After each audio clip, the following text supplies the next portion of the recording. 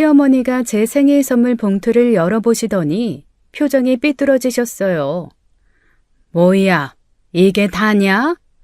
그리곤 봉투를 밥상에 탁 내던지셨습니다. 봉투에서 튀어나온 현금이 밥상 위로 흩어졌죠. 미라는 명품백을 사왔는데 넌 고작 이게 최선이야? 어머니, 제가 지금 돈벌이가 없어서요. 그래도 정성껏 준비한 건데. 정성? 정성이면 다야? 정성의 표현은 돈의 액수다. 어머니, 동서도 나름 노력한 거잖아요. 형편이 안 좋으니까 어쩔 수 없죠. 그런데요, 몇 년 뒤 황당한 일이 벌어졌어요. 그 깐깐하던 시어머니가 제 앞에서 무릎을 꿇으셨습니다. 그 좋아하시던 막걸리 취한 것도 아닌데요. 서연아, 내가 완전 바보였다. 네가 진짜 백이었는데 네가 우리 집 보배다. 눈물을 뚝뚝 흘리며 제 손을 잡으셨어요. 도대체 그 1년 동안 무슨 일이 있었던 걸까요? 지금부터 그 어처구니 없는 이야기를 들려드리겠습니다. 안녕하세요. 저는 평범한 회사원이었어요. 중소기업에서 격리로 일하고 있었거든요. 그곳에서 같은 회사에 다니던 남편을 만났어요. 영업팀에서 일하는 2년 선배였죠. 점심시간마다 같이 밥 먹다가 자연스럽게 연애를 시작했습니다. 남편은 성실하고 다정한 사람이었어요. 그래서 2년 연애 끝에 결혼을 결심했습니다. 상견례 때 처음 시부모님을 만났는데 인상이 참 좋으셨어요. 우리 아들이 좋은 사람 만났네 라며 저를 반겨주셨거든요. 그런데 결혼하고 얼마 안 가 속았다는 걸 알았죠. 그때는 정말 몰랐습니다. 결혼 후 시어머니의 진짜 모습을 보게 될 줄은요. 결혼식이 끝나고 신혼여행에서 돌아온 다음 날이었어요. 아직 여행 트렁크도 정리 안 했는데 초인종이 울렸습니다. 시어머니가 김치통 2개를 들고 서 계셨어요. 김치통은 미끼였고 진짜 목적은 따로 있었죠. 시어머니가 집안을 둘러보시더니 말씀하셨어요. 소파 쿠션도 들어보고 싱크대 서랍도 열어보셨습니다. 마치 집 감정사가 온 것 같았어요. 집이 깔끔하네. 살림 잘할 것 같아. 그런데 서연아, 너 직장 그만둘 생각 없지? 네? 당연히 계속 다닐 거예요. 그래야지. 우리 아들 월급이 얼마나 된다고. 너까지 놀면 어떻게 살겠어?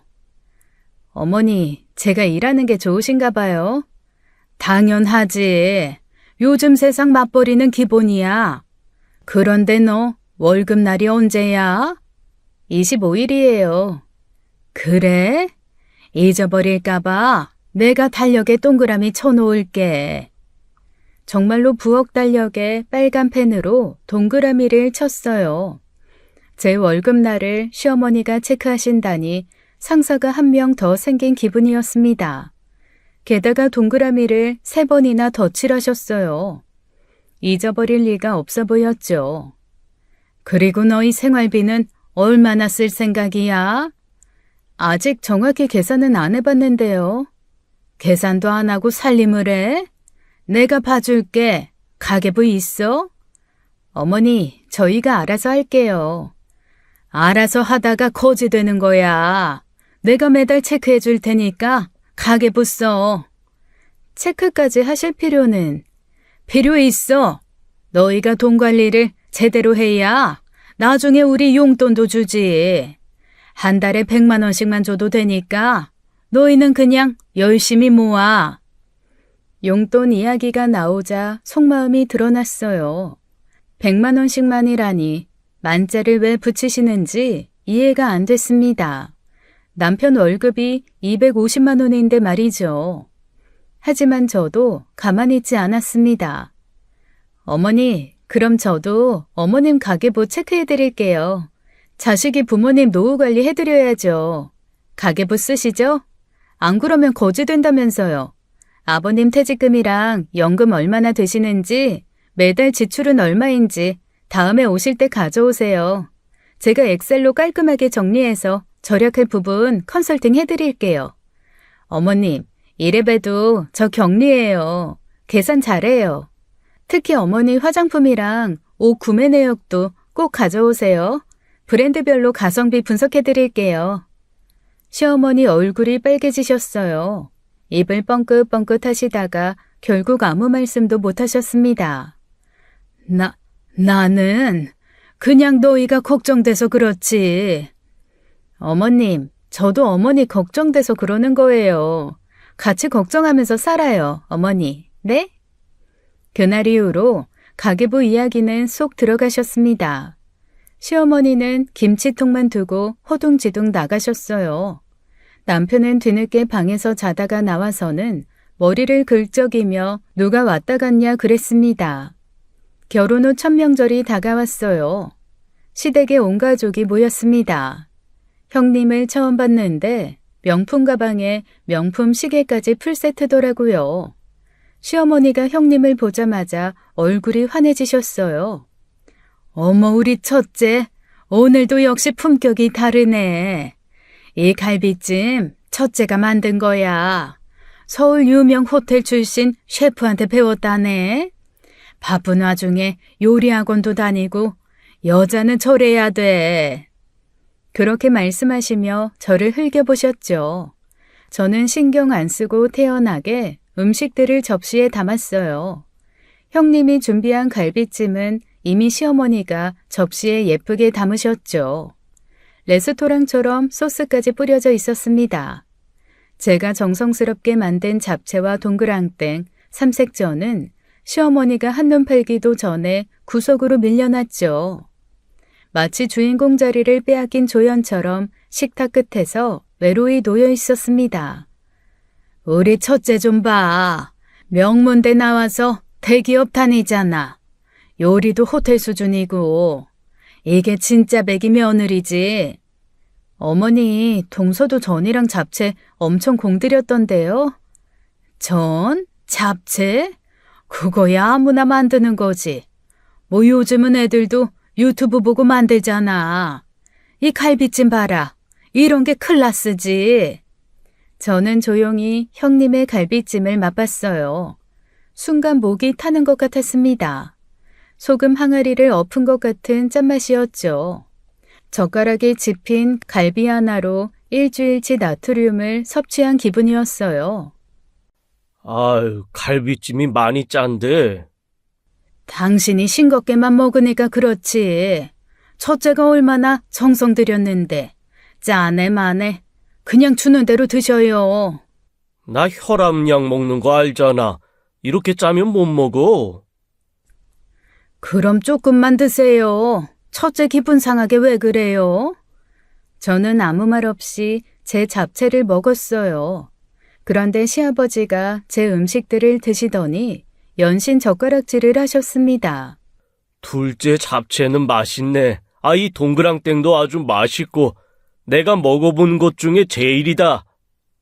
감사해요, 아버님. 아버님 혈압 생각해서 싱겁게 했어요. 싱거운 게 뭐가 좋아? 그런 맛이 없잖아. 어머니, 아버님 약 드시잖아요.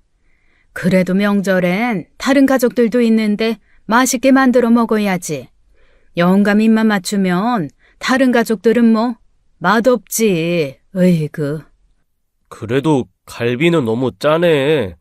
당신 양념을 너무 많이 넣는 거 아니야? 3병을 다 넣더니. 3병? 시판 소스 넣은 거냐? 그렇게 시어머니가 자랑하던 형님표 갈비찜은 시판 양념 소스로 만든 갈비찜이었죠.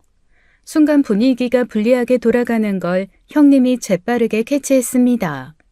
형님이 화제를 돌리며 자랑스럽게 말했어요. 어머님, 아버님, 제가 준비한 한우 선물 보셨어요? 1+++ 등급이에요. 한 세트에 50만 원이 넘는데 그것도 물량이 없어서 간신히 사왔어요. 어머님, 아버님 생각해서요. 아이고, 역시 우리 첫째 마음 씀씀이가 다르구나. 둘째는 뭐가 좋았니? 제가 준비한 사과 박스를 보시더니 실망스러운 표정을 지으셨어요. 사과? 이게 전부야? 동네 마트에서도 살 수 있는데 첫째는 50만 원짜리 한우인데 너는 사과만 가지고 왔니? 어머니, 이거 청송 꿀사과예요. 당도가 15브릭스가 넘는 최상품이에요. 브릭스고 뭐고 사과는 사과지. 한우하고 비교가 되나? 맞아요. 비교는 안 되죠. 이해해 주세요. 다음에는 더 좋은 거 들고 올게요. 그리고 이거. 저는 따로 준비한 돈 봉투도 시아버님과 시어머니에게 따로따로 드렸어요. 아이고, 뭘 이런 걸. 어머, 용돈이니? 네, 어머님. 그리고 이 사과는 아버님도 드실 수 있어요. 아버님, 한우는 콜레스테롤 때문에 못 드시잖아요. 맞아. 의사가 적색육 먹지 말라더라. 사과가 식이섬유도 풍부하고 혈압 관리에도 좋대요. 시어머니 표정이 굳어졌어요. 시아버지가 감동받은 표정으로 제 손을 잡으셨습니다. 둘째가 날 이렇게 생각해주네. 이 사과 정말 달고 맛있다. 저도 어머님 건강 생각했는데. 형님 갈비찜도 정말 맛있어요. 어머니는 짠 거 좋아하시니까 딱이죠. 어머니 많이 드세요. 아버님은 건강상 못 드시니까 어머니라도 맛있게 드셔야죠. 시어머니는 갈비를 먹다가 물을 벌컥벌컥 마셨어요. 정말 짰나 봅니다. 시어머니는 말문이 막히셨어요. 형님도 얼굴이 빨개져서 아무 말도 못했습니다. 그날 저녁 시아버지가 제게 귓속말을 하셨어요. 잘했어. 앞으로도 이렇게 해. 명절이 끝나고 한 달쯤 지났어요. 시어머니가 집에 오셨습니다. 이번엔 형님과 함께였어요. 형님은 새로 산 명품 원피스를 입고 있었는데 패션쇼장에서 나온 것 같았습니다. 시어머니가 형님을 위아래로 훑어보시더니 감탄하셨어요. 우리 첫째는 머리 봐도 모델 같네. 피부도 하얗고 몸매도 날씬하고. 어머니 그만하세요. 동서도 예뻐요. 둘째? 둘째는 좀 그렇잖아. 피부도 까무잡잡하고 살도 많이 쪘고. 저는 거울을 슬쩍 봤어요. 까무잡잡하다기보다는 건강한 구릿빛이었고 통통하기보다는 볼륨감 있는 편이었죠. 첫째처럼 관리 좀 해봐라. 피부과도 다니고 필라테스도 하고. 어머니, 돈도 없고 시간도 없어서요. 시간이 없다니. 시간 없다는 거 다 핑계다. 예뻐지는 건 시간 문제가 아니야. 그때 남편이 거실로 나왔어요. 엄마, 내 아내 외모 가지고 지적하지 마세요. 저는 지금 모습이 제일 좋아요. 너는 눈이 삐었니? 엄마, 아빠가 왜 엄마랑 결혼했는지 아세요? 아빠가 그러시는데 엄마가 통통하고 복스러워서래요. 다 사람마다 매력의 포인트가 있는 거야. 시어머니 표정이 묘해졌어요. 시아버지가 신문을 보시다가 고개를 들었습니다. 맞아. 아이, 그때 정말 예뻤지. 지금 둘째랑 똑같았어. 그때랑 지금이 다르지. 세월에 따라 미의 기준이 다른 법이야. 그래? 그래도 지금은 너무 말라서 걱정이네. 형님이 불편해하며 끼어들었어요. 요즘은 마른 게 트렌드예요. 맞아요. 근데 저도 트렌드보다는 건강을 택했어요. 의사 선생님이 그러시는데 제 BMI가 가장 이상적이래요. BMI? 그게 뭔데? 체질량 지수예요. 건강의 척도죠. 형님이 스마트폰을 꺼내 BMI를 계산하더니 표정이 굳었어요. 저체중이 나왔나 봅니다. 그래도 하얀 피부가 고급스러운데. 어머니, 제가 회사에서 해외 바이어들 만나는데요. 다들 제 피부톤이 엄청 건강해 보인다고 부러워해요. 특히 유럽 사람들은 이런 피부를 갖고 싶어서 선탠하러 다닌대요. 그건 외국이니까. 그쵸? 그래서 제가 글로벌 스탠다드인가 봐요. 헤헤. 시아버지가 크게 웃으셨어요. 둘째 말이 맞아. 건강한 게 제일 예쁜 거야. 첫째야, 너무 다이어트 하지 마라. 애 가지려면 무리하게 다이어트 하지 마. 저번에 밥 먹는 거 보니 새 모이만큼 먹더라. 저는 안 해요. 안 하긴. 아유, 그러다가 거식증 와. 적당히 해. 다들 그만해. 다들 예쁘면 됐지. 하지만 목소리에 패배감이 묻어났어요. 남편이 제 어깨를 감싸며 토닥였습니다. 그날 이후로 외모 이야기는 꺼내지도 않으셨어요. 그리고 결혼한 지 6개월째 되던 날이었어요. 회사에 출근했더니 정문에 커다란 안내문이 붙어 있었습니다. 부도로 인한 폐업. 하루아침에 실업자가 되었죠. 다행히 남편은 결혼하면서 더 안정적인 회사로 이직했어요. 하지만 남편 월급 하나로는 대출금에 생활비까지 감당하기 빠듯했습니다. 저는 그날로 퇴직금 정산도 못 받고 쫓겨났어요. 집에 돌아와 망연자실해 있는데 시어머니 전화가 왔어요. 너 집이니? 왜 이 시간에 집이야? 어머니, 회사가 부도 났어요. 부도? 정말? 너 일부러 그만둔 거 아니고? 어머니, 제가 왜 일부러 그만둬요? 요즘 젊은 애들은 힘들면 그냥 때려치우잖아. 결혼하면 애 가진다는 구실로 일 그만두고 빨리 다른 데 구해. 너 우리 아들 혼자 고생시킬 거야? 그날부터 시어머니의 취업 독촉 전화가 시작됐어요. 매일 아침 9시 정각 알람처럼 울렸습니다. 오늘은 어디 면접 봐? 오늘은 2군데 서류 넣었어요. 서류만? 면접은? 서류 통과해야 면접을 보죠. 첫째는 스카우트 제의도 많이 받는다던데 너는 안 되니? 일주일 후 시댁에 갔더니 형님이 와 있었어요. 얼굴에 미소가 가득했습니다. 어머니, 제가 과장으로 승진했어요. 연봉도 500만 원 올랐어요. 정말? 역시 능력이 있으니까 인정받는구나. 동서는 어때요? 재취업 힘들죠? 요즘 경기도 안 좋고 경력 단절되면 더 힘들어질 텐데. 네, 열심히 알아보고 있어요. 제가 아는 거 소개해드릴까요? 계약직이긴 한데 지금 같은 상황에서는. 시어머니가 거들었어요. 계약직이라도 감사하지. 지금 상황에서 가릴 처지야? 놀고 있는 것보다는 낫잖아. 생각해 볼게요, 형님. 생각은 무슨? 당장 부탁해야지. 첫째야, 네가 둘째 좀 도와줘라. 그렇게 한 달이 지났어요. 매일 이력서를 수십 곳에 넣었지만 서류조차 통과하기 힘들었습니다. 가끔 면접을 보러 가도 번번이 떨어졌어요. 면접에서 돌아온 어느 날 시어머니가 또 전화하셨어요. 오늘 면접은 어땠어? 떨어졌어요. 또? 벌써 몇 번째야. 너 면접 태도에 문제 있는 거 아니냐? 열심히 하고 있어요.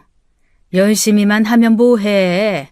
열심히는 중요한 게 아니야. 오직 결과가 중요하지. 첫째는 지금 다니는 곳도 한 번에 붙었다던데. 전화를 끊고 열불이 났죠. 남편이 위로해줬지만 자존감은 바닥을 쳤습니다. 2달째 되던 날 시댁 식사 자리에서 시어머니가 말씀하셨어요. 둘째야, 이제 그만 포기하고 알바라도 해라. 마트 캐셔라도 하면 돈은 벌잖아. 아유, 여보. 당신 너무 하는 거 아니야? 그만 좀 해. 소연이가 어련히 잘하겠지. 현실을 봐야지. 첫째는 승승장구하는데 둘째는 아휴, 내가 말을 말아야지. 고정하세요, 어머니. 동서도 노력하고 있잖아요. 노력? 요즘 젊은 사람들 노력 안 하는 사람 어딨니? 다 잘하는 사람 못하는 사람 이 2 종류만 있는 거다. 저는 아무 말도 할 수 없었어요. 정말 제가 능력이 없는 건가 싶었습니다. 남편이 제 손을 꼭 잡아줬지만 마음은 무너져 내렸죠. 그날 밤 저는 다시 한번 각오를 다졌습니다. 포기하지 않고 끝까지 도전하기로요. 실직 3개월째 되던 날 친정어머니 전화가 왔어요. 평소와 달리 숨소리가 거칠었습니다. 서연아, 엄마가 좀 계단에서 굴렀는데. 어? 엄마, 어디요? 지금 어디세요? 119 타고 가는 중이야. 허리가 부러진 것 같아. 전화를 끊자마자 병원으로 뛰어갔어요. 응급실 침대에 누워 계신 어머니는 얼굴이 하얗게 질려 있었습니다. 의사가 엑스레이를 들고 왔어요. 표정이 심상치 않았습니다. 척추 압박 골절입니다. L3, L4 두 군데나 골절됐어요. 당장 수술 안 하면 하반신 마비 올 수 있어요. 마비요? 그럼 빨리 수술해 주세요. 네, 내일 긴급 수술 들어가겠습니다. 보호자분은 원무과에서 입원 수속하시면 됩니다. 원무과로 가서 직원에게 물어봤어요. 수술비가 얼마나 될까요? 척추 수술은 800만 원 정도고요. 입원비 검사비 포함하면 1,000만 원은 예상하셔야 돼요. 1,000만 원. 그 세 글자가 망치처럼 머리를 때렸어요. 잠시 후 응급실로 돌아와서 어머니께 조심스럽게 말씀드렸어요. 엄마, 실비보험 있으시죠? 있지. 다시 원무과로 가서 물어봤어요.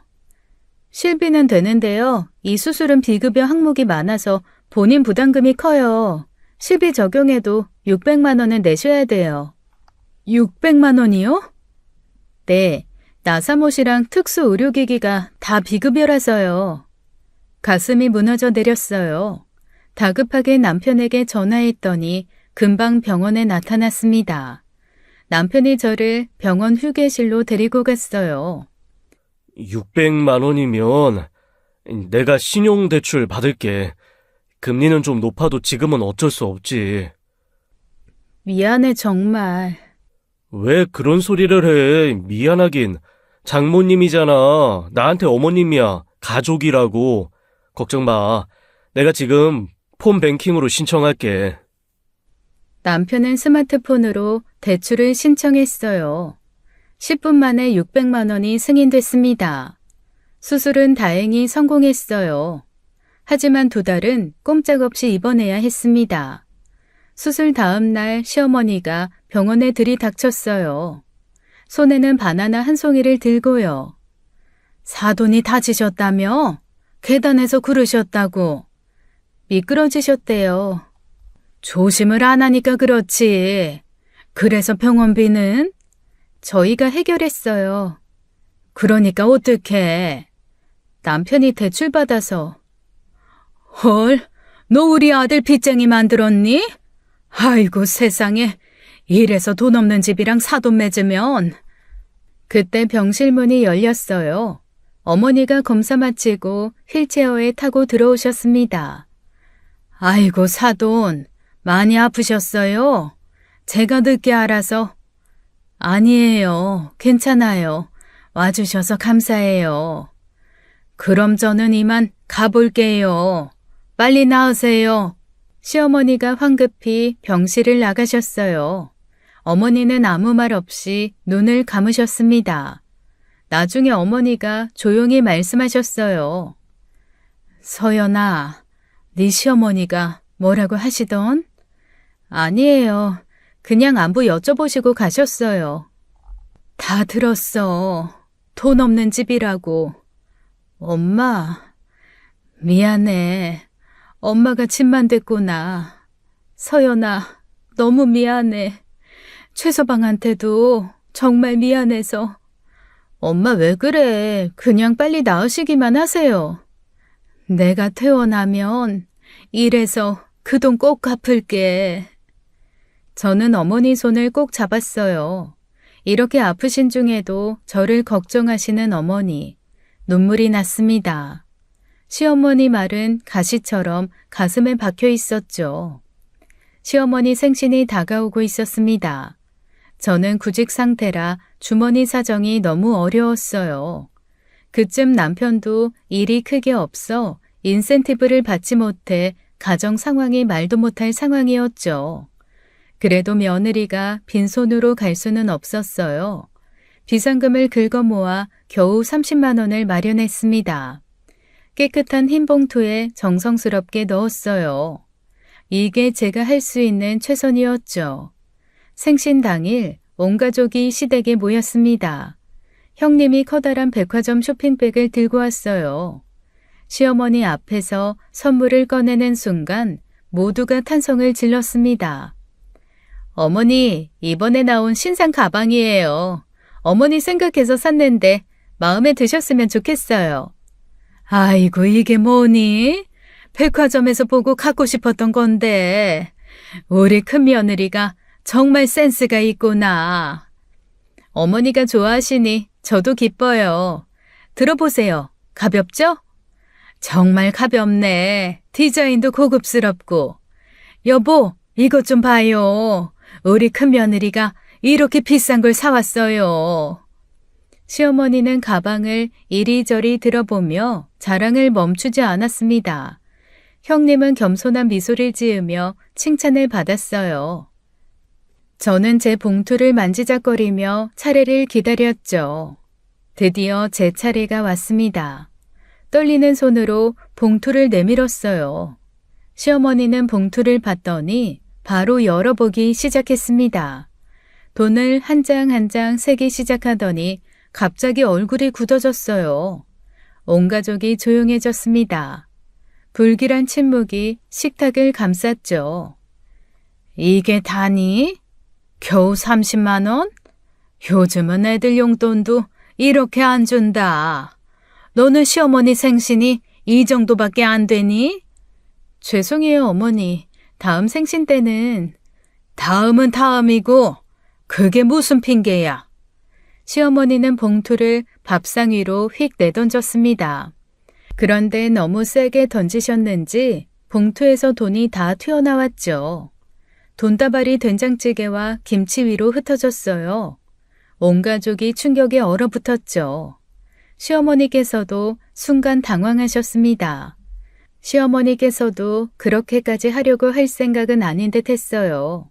하지만 이미 화를 내셨으니 자존심을 위해 계속 밀어붙이셨죠. 이런 푼돈으로 응? 날 무시하는 거야? 응? 내가 그렇게 만만해 보여? 어머니, 그런 뜻이 아니에요. 죄송해요. 됐어. 이런 돈은 필요 없어. 차라리 안 주는 게 나아. 저는 떨리는 손으로 음식에 떨어진 돈을 주우려 했습니다.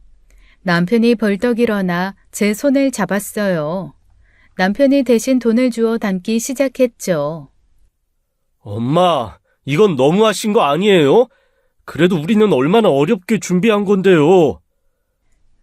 뭐? 네가 지금 며느리들 앞에서 엄마한테. 당장 그만해. 지금 뭐 하는 짓이야? 당신이 실수한 거잖아. 30이면 어떻고 10이면 어때? 성의가 중요한 거지. 이 성의를 이렇게 짓밟으면 되겠어? 큰 며느리 좀 봐요. 이게 며느리의 차이라고요. 하나는 명품 가방 사오고 하나는 돈 없어 내 아들 대출이나 받게 하고. 아이고 속상해. 어머니, 동서도 나름대로 준비한 거잖아요. 고정하세요. 나름대로? 이게 나름대로니? 내가 오늘 일만으로 이러는 게 아니야. 평소에도. 당신 이제 그만해. 당신이 지금 무슨 말을 하는지 알아? 실수를 했으면 어른답게 먼저 사과를 해. 어디서 고집을 부리면서 어거지를 부려? 내가 오늘 정말 당신한테 실망을 많이 하네. 시아버지께서는 식사를 끝내지 않고 방으로 들어가셨습니다. 남편이 제 어깨를 감싸 안았어요. 떨고 있는 저를 꼭 안아주었죠. 그래도 제 마음의 상처는 쉽게 아물지 않았습니다. 식사가 끝날 때까지 시어머니는 삐딱한 표정으로 앉아 있었습니다. 시아버지의 호통에도 여전히 불만스러운 눈빛이었어요. 그날의 모욕은 제 가슴에 깊은 상처로 남았습니다. 시어머니 생신잔치가 끝나고 며칠 후였습니다. 형님에게서 갑작스러운 연락이 왔어요. 카페에서 차 한잔 하자는 제안이었죠. 평소 형님과 단둘이 만날 일이 없었습니다. 무슨 일인가 싶어서 나갔어요. 형님은 이미 도착해서 기다리고 있었죠. 강남의 번화한 카페였습니다. 형님은 늘 그렇듯 비싼 명품 가방을 옆에 두고 있었어요. 저를 보더니 손짓으로 불렀죠. 동서, 왔어? 앉아봐. 내가 오늘 부른 건 다름이 아니라 동서한테 정말 좋은 기회를 주고 싶어서야. 돈 벌 수 있는 아주 확실한 방법이 있거든. 좋은 기회요? 무슨? 투자야. 내가 아는 곳인데 월 10%를 보장해줘. 말도 안 되는 수익률이지?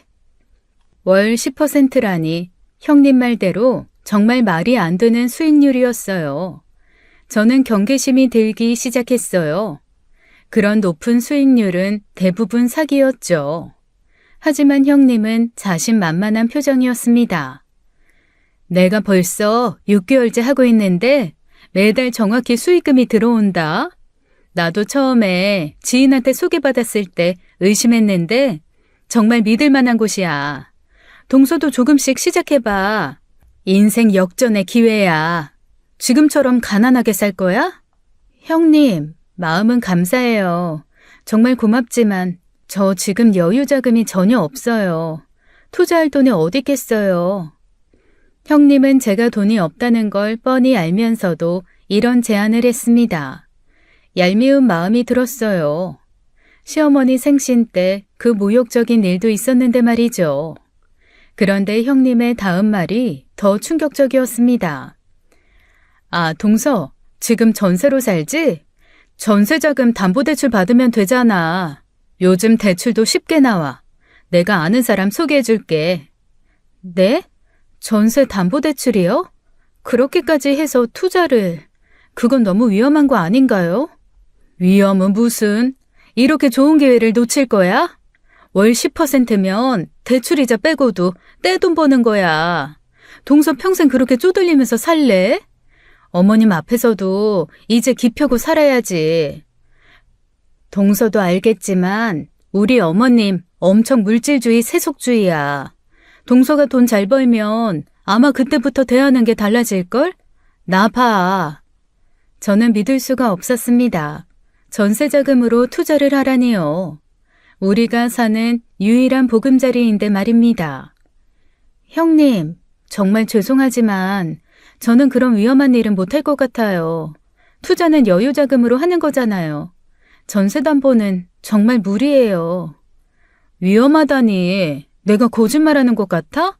벌써 6개월째 받고 있다니까. 동서는 참 그렇게 겁이 많아? 어차피 인생 한 방이야. 큰 돈 벌고 싶으면 리스크를 당연히 안고 가야 하는 거야. 형님은 점점 목소리가 높아졌습니다. 제가 자신을 못 믿는다고 생각한 모양이었어요. 주변 사람들이 쳐다보기 시작했습니다. 하지만 저는 단호하게 거절했죠. 형님, 정말 좋은 기회 알려주셔서 감사해요. 하지만 전 지금 상황에서 투자할 수 없어요. 남편과도 상의해야 하고요. 이해해 주세요. 그래, 좋은 기회를 줘도 싫다는데 내가 어째? 나중에 후회하기 없기다. 난 분명 동서한테 기회 줬어. 형님이 그렇게 말하고 일어섰어요. 비싼 구두 소리가 멀어져 갔어요. 저는 남은 커피를 혼자 마시며 씁쓸했습니다. 형님과의 만남 이후 일주일이 지났습니다. 대학 동창 은지에게서 전화가 왔어요. 반가운 목소리가 들려왔죠. 서연아, 나야. 잘 지내지? 혹시 아직도 구직 활동 중이야? 우리 회사에 마케터 자리가 났는데 관심 있어? 정말? 어떤 일인데? 온라인 쇼핑몰 마케팅이야. 기본급은 적지만 판매 실적에 따라 커미션을 받아. 잘하면 대박 날 수 있어. 저는 망설임 없이 면접을 보러 갔습니다. 사장님은 은지의 추천을 믿고 바로 채용해 주셨어요. 드디어 새로운 시작이었죠. 처음엔 모든 게 낯설었습니다. SNS 마케팅이라는 게 쉽지 않았어요. 하지만 포기하지 않고 밤낮으로 연구했죠. 인스타그램, 유튜브, 틱톡을 분석했습니다. 어떤 콘텐츠가 사람들의 관심을 끄는지 파악했어요. 그리고 과감한 시도를 시작했죠. 유명 유튜버들에게 직접 연락했습니다. 우리 상품을 소개해달라고 부탁했어요. 처음엔 거절당하기 일쑤였어요. 하지만 포기하지 않았습니다. 진심을 담은 제안서를 계속 보냈어요. 드디어 한 유튜버가 응답했죠. 그 협업이 대박을 쳤습니다. 하루 만에 주문이 1000건을 넘어섰어요. 사장님도 직원들도 모두 놀라워했죠. 서연아, 너 정말 천재 아니야? 어떻게 이런 생각을 했어? 나도 마케팅 3년 차인데 너만 못해. 아니야, 그냥 운이 좋았을 뿐이야. 운이 아니라 재능이야. 사장님도 너 때문에 완전 신났어. 이번 달 커미션 기대해도 좋을 거야. 입사 한 달 만에 첫 월급을 받았습니다. 기본급의 커미션까지 200만 원이 넘었어요. 2달째는 350만 원, 3달째는 믿기 힘든 일이 일어났죠. 월 커미션이 500만 원을 돌파한 겁니다. 통장에 찍힌 숫자를 보고도 믿기지 않았어요. 떨리는 손으로 남편에게 전화했죠. 여보, 이번 달 월급이 500만 원이 넘어. 뭐? 정말이야? 와, 당신 정말 대단해. 내 아내가 이렇게 능력자였구나. 오늘은 축하하러 오랜만에 외식하자. 남편의 기쁜 목소리에 눈물이 났습니다. 그동안 경제적으로 집만 됐다고 생각했거든요. 드디어 제 몫을 하게 된 것 같았어요. 하지만 저는 돈을 쓰지 않았습니다. 외식도 소박하게 하고 모든 돈을 저축했어요. 때로는 성실함과 저축만이 답일 때도 있잖아요. 아니, 저는 그것이 언제나 정답이라고 생각하는 사람 중 하나였거든요. 서연 씨, 이번 달도 최고 실적이에요. 서연 씨 덕분에 회사가 사네 살아. 앞으로도 잘 부탁해요.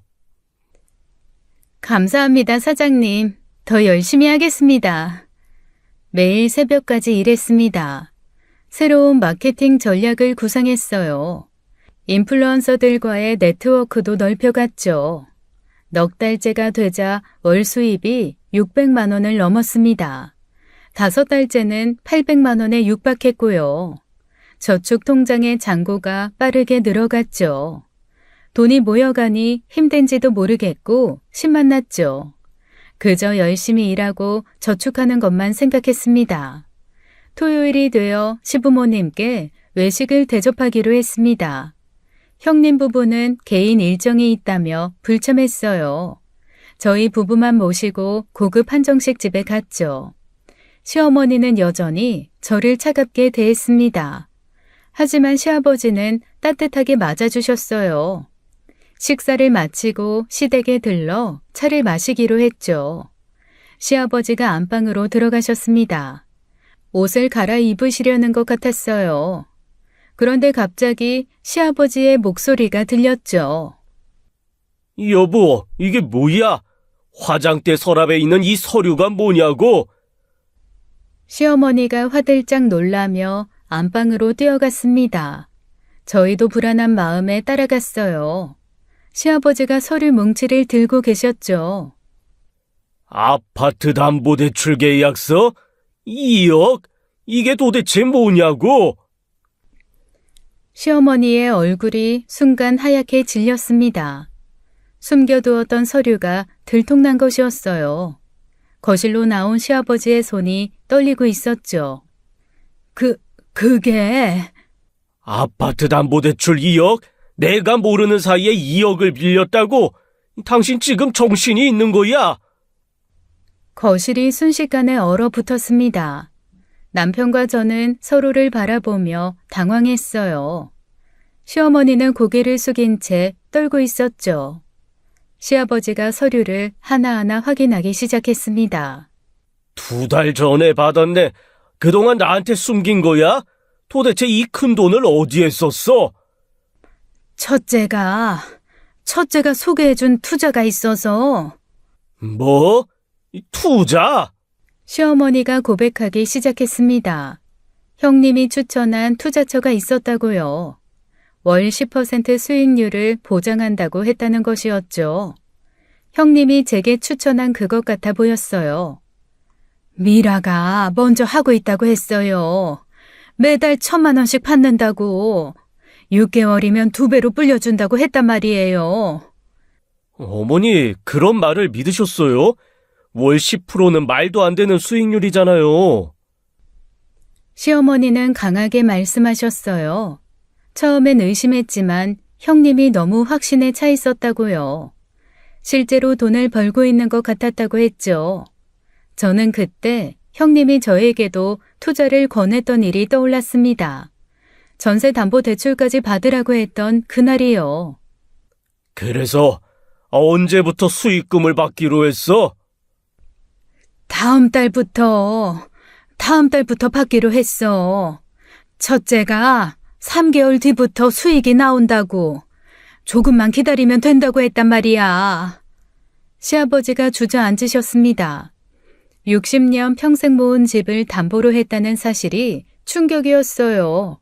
매달 나가는 이자만 해도 엄청난 금액이었죠. 어머니, 그런 투자는 위험해요. 지금이라도 회수하시는 게.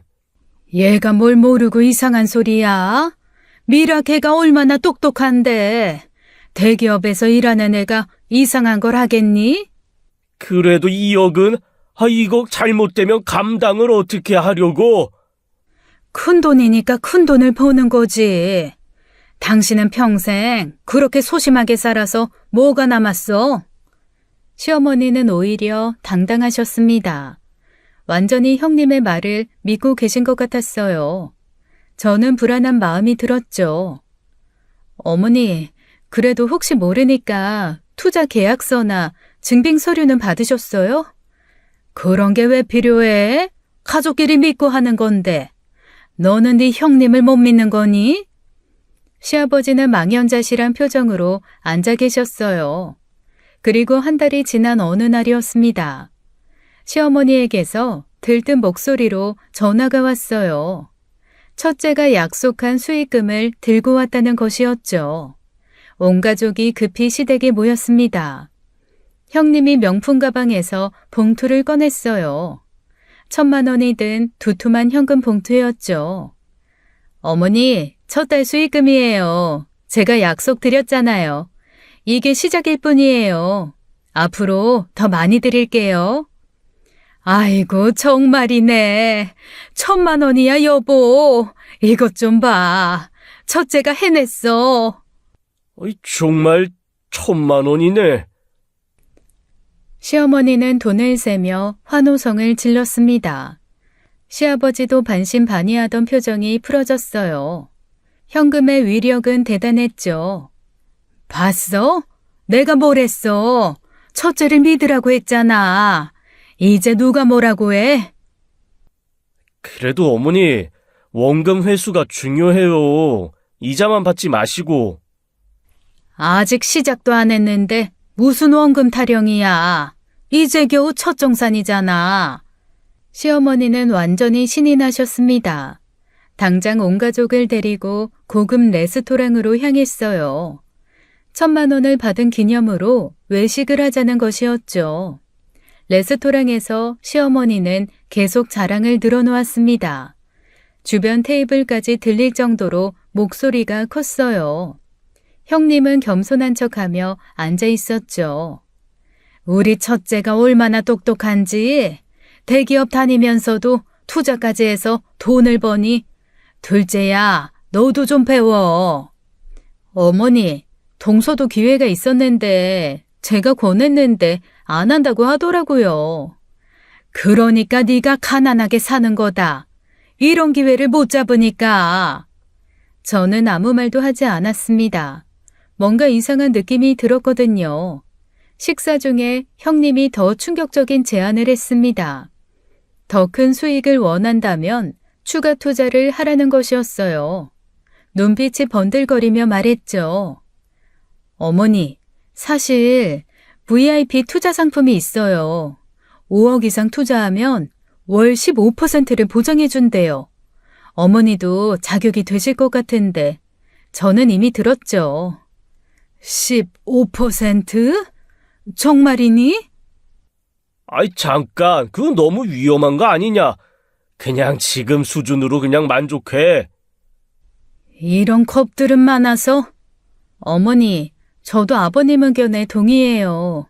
지금 받으신 것만으로도 충분하지 않을까요? 더 이상의 투자는. 충분하긴 뭐가 충분해? 이런 기회가 또 올 것 같니? 맞아요. 이런 기회는 흔치 않죠. 형님과 시어머니가 서로 주고받으며 분위기를 만들었습니다. 저는 불안한 기분이 점점 커져갔죠. 그날 밤 집으로 돌아오는 길에 남편에게 말했습니다. 이건 분명히 걱정되는 상황이라고요. 하지만 현금을 본 시어머니는 이미 넘어간 상태였죠. 그리고 시어머니 첫 수익금을 받은 후 4개월이 지났습니다. 그동안 추가 수익은 한 푼도 들어오지 않았다고 해요. 시어머니는 한번 크게 들어올 거라 겉으로 자신만만해 하셨지만 걱정을 많이 하셨죠. 그리고 드디어 폭탄이 터졌습니다. 은행에서 경매 경고장이 날아왔습니다. 대출이자가 연체되었다는 것이었어요. 시아버지가 발을 동동 구르며 전화를 걸었죠. 준서가 당장 집에 와. 지금 당장 와서 설명해. 투자금 어떻게 된 거야? 1시간 후 아주버님 부부가 도착했습니다. 아주버님의 얼굴은 눈물로 범벅이었어요. 형님은 고개를 푹 숙이고 있었죠. 아버지, 죄송합니다. 저희가 사기를 당했어요. 투자회사가 먹튀를 했습니다. 뭐? 사기? 그럼 우리 돈은? 모두 날아갔어요. 죄송해요, 아버지. 시어머니가 그 자리에서 쓰러지셨습니다. 2억이 한순간에 사라진 것이었어요. 하지만 더 충격적인 고백이 이어졌죠. 사실 저희도 너희도 저희 집도 담보로 3억 5천 대출 받았어요. 그것도 다 잃었습니다. 거실이 아수라장이 되었습니다. 시어머니는 기절해서 쓰러져 있고 시아버지는 망연자실해 했어요. 두 집 모두 파산 위기에 놓인 것이었죠. 저도 속았어요. 정말 믿을 만한 곳이라고 생각했는데 친구가 소개해줬는데 이렇게 될 줄은. 그 1,000만 원은 어떻게 된 거예요? 사실 그건 정산이 안 들어와서 일단 내가 개인 돈으로 드린 거였어. 어쩜 좋아. 초반에 받은 수익금으로 더 많은 사람을 끌어들이는 것이었습니다. 전형적인 폰지 사기의 수법이었어요. 형님도 결국은 피해자였던 것이죠. 모두가 울며 절망했어요. 이게 무슨... 아버지 어쩌죠? 이러다가 두 집 모두 경매로 넘어가요. 저희도 길거리에 나앉게 됐어요. 아이고. 시어머니가 정신을 차리시더니 울부짖기 시작했습니다. 평생 모은 재산이 하루아침에 날아간 것이었어요. 아주버님도 바닥에 주저앉아 통곡했죠. 정말 죄송해요. 다 제 잘못이에요. 제가 너무 욕심을 부렸어요. 이제 와서 그런 말이 무슨 소용이야? 남편과 저는 서로를 바라보았습니다. 우리가 가진 돈으로는 턱없이 부족했어요. 하지만 가만히 있을 수만은 없었죠. 은행 직원이 말하길 다음 달 15일이 마지막이라고 했습니다. 그때까지 연체금을 갚지 못하면 경매 절차가 시작된다고요. 두 가족 모두 벼랑 끝에 서 있었습니다. 절망적인 울음소리만 가득한 거실이었습니다. 저는 조용히 핸드폰 뱅킹 앱을 열었어요. 통장 잔고를 확인했죠. 남편이 제 어깨를 잡았습니다. 무슨 생각을 하는지 알아챈 것 같았어요.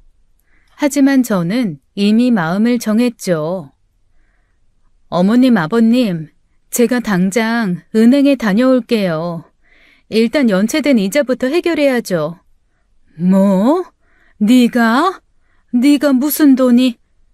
그동안 조금씩 모은 거 있어요. 어머님, 지금은 그게 중요한 게 아니잖아요. 은행으로 향하는 발걸음이 빨랐습니다.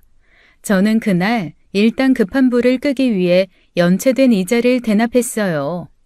가족을 잃는 것보다 돈이 중요하겠어요. 집으로 돌아왔을 때 시어머니가 현관에서 기다리고 계셨습니다. 제 손을 잡고 주저앉으셨어요. 눈물이 비오듯 쏟아졌죠. 서연아, 네가 어떡해. 내가 그렇게 못되게 굴었는데. 내가 널 그렇게 무시했는데. 어머니, 지난 일은 잊으세요. 지금은 가족이 힘을 합칠 때예요. 시아버지도 눈시울이 붉어지셨습니다. 아주버님 부부는 고개를 들지 못했어요. 형님이 제 앞에 무릎을 꿇으려고 했죠. 동서, 정말 미안해. 내가 그렇게 동서 무시하고 투자하라고 압박하고. 형님, 일어나세요. 지금 이러고 있을 때가 아니잖아요. 사과는 나중에 하고 일단 앞으로 이 일을 어떻게 해결해야 할지 그것만 생각해요. 시어머니가 또다시 울음을 터뜨렸습니다. 내가 정말 바보였어.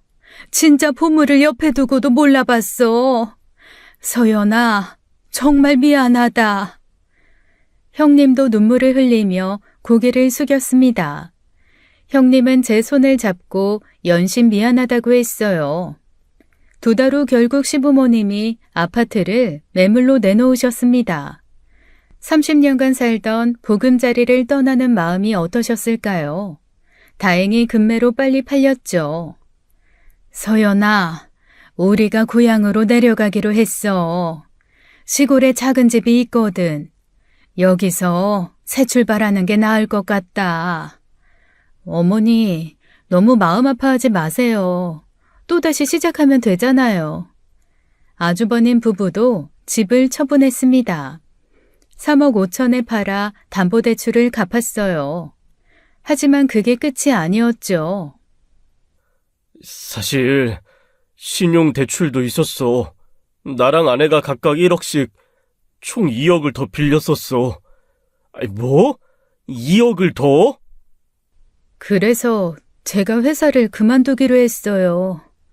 형님이 대기업을 퇴사했습니다. 8년간 다닌 회사였지만 선택의 여지가 없었어요. 퇴직금으로 겨우 일부를 갚을 수 있었죠. 저는 일단 제가 가진 돈으로 형님 부부가 지낼 집을 구해드렸어요. 작은 아파트 전세로 이사하는 날이었습니다. 형님이 박스를 나르다가 갑자기 주저앉았어요. 그리고 제 앞에 무릎을 꿇었죠. 동서, 아니 서연아, 내가 정말 잘못했어. 그동안 널 무시하고 깔보고 이렇게 됐는데도 네가 우리를 도와줘서. 형님, 제발 일어나세요. 이러지 마세요. 형님의 눈에서 눈물이 흘러내렸습니다. 한때 그렇게 도도했던 모습은 온데간데 없었어요. 진심으로 뉘우치는 것 같았죠. 나 이제 아무것도 없어. 명품도, 직장도, 집도, 자존심도 다 버렸어. 형님, 그런 말씀 마세요. 다시 시작하면 돼요. 언제나 다시 시작할 수 있잖아요. 저는 형님을 일으켜 세웠습니다. 그리고 조심스럽게 제안했어요. 뜻밖의 제안에 형님이 놀랐죠. 형님, 저희 회사에서 같이 일해보실래요? 온라인 마케팅인데 형님도 충분히 하실 수 있어요. 못 배운 저도 이렇게 잘하는데 형님이 하시면 진짜 대박 날 거예요. 제가 다 알려드릴게요. 제 노하우. 정말? 날 받아줄 거야? 당연하죠. 우린 가족인데요. 형님이 제 손을 꼭 잡았습니다. 떨리는 목소리로 대답했어요. 새로운 시작을 약속하는 순간이었죠. 열심히 할게. 정말 열심히 할게. 동서가 시키는 대로 다 할게. 이번엔 절대 욕심 안 부릴게. 시부모님이 시골로 떠나는 날이었습니다. 작은 트럭에 짐을 싣고 계셨어요. 시어머니가 저를 꼭 안아주셨죠. 서연아, 우리가 너한테 빚진 게 너무 많아. 시골에서 열심히 농사지어서 갚으마. 몸에 좋은 것들 많이 보낼게. 정말 고맙다, 둘째야. 네 은혜는 죽어도 못 잊어. 모두가 새로운 출발선에 섰습니다. 잃은 것은 많았지만 얻은 것도 있었어요. 진정한 가족의 의미를 깨달은 것이었죠. 형님과 함께 일한 지 6개월이 지났습니다. 처음엔 서툴렀지만 형님은 정말 열심히 배웠어요. 이제는 제가 믿고 맡길 수 있는 동료가 되었죠. 서연아, 이번 상품 판매량이 대박이야. 네가 가르쳐준 대로 했더니 정말 되네. 나도 이제 제법 마케터 같지? 형님, 진짜 대박. 시골에서 택배가 도착했습니다. 시어머니가 보내주신 유기농 채소들이었어요. 매주 빠짐없이 보내주셨죠. 추석이 되어 모두 시골집에 모였습니다. 작은 집이었지만 온기가 가득했어요. 시어머니가 저를 보자마자 달려오셨죠. 우리 서연이 왔구나. 많이 보고 싶었어. 얼굴이 왜 이렇게 말랐니? 트렌드에 맞게 다이어트 중이죠 뭐. 어머님 건강하신 것 같아서 다행이에요. 서연아, 아휴, 내 딸. 네가 우리를 살렸다. 시어머니가 저를 꼭 안고 우셨습니다. 시아버지도 다가와 제 손을 잡으셨어요. 거친 손에서 진심이 느껴졌죠. 우리가 진짜 보물을 몰라봤어. 돈이 보물인 줄 알았는데 사람이 보물이더구나. 3년 후 저는 제 이름을 건 온라인 쇼핑몰을 열었습니다. 형님은 여전히 저와 함께 일하고 있었죠. 시부모님은 여전히 시골에서 농사를 지으셨습니다. 우리 쇼핑몰의 유기농 식품 공급처가 되셨어요. 아주버님도 이제는 안정적인 직장을 다니고 계셨죠. 가끔 온 가족이 모이면 그때 일을 추억처럼 이야기했습니다. 아픈 기억이었지만 우리를 더 단단하게 만든 시간이었어요. 진정한 가족이란 어려울 때 서로를 포기하지 않고 함께 일어서는 사람들이라는 것을 가슴 깊이 새겼습니다.